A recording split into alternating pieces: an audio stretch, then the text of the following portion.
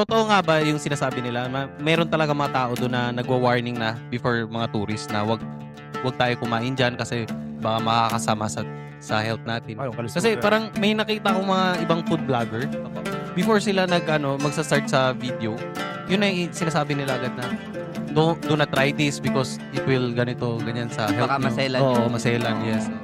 Sa experience ko naman, sa Dubai kasi stricto sila eh. May Validia doon. Stricto yung, kumbaga yung sanitary nila doon. So, pero since it is a culture, yung ginagawa na mekos-mekos, culture yun nila. So, ang ginawa ni Fran, sinabi niya, try mo ba? Subukan mo lang. Wala namang masama siguro kung subukan. Nung nasubukan ko na, nakalimutan ko talaga. As in, nakalimutan ko yung Filipino at saka Chinese food. Halos everyday ko yun. Kasi first of all, mura. Murang-mura. Second, ang sarap. Especially yung butter chicken ng Indiano. Butter chicken. Brother, bye.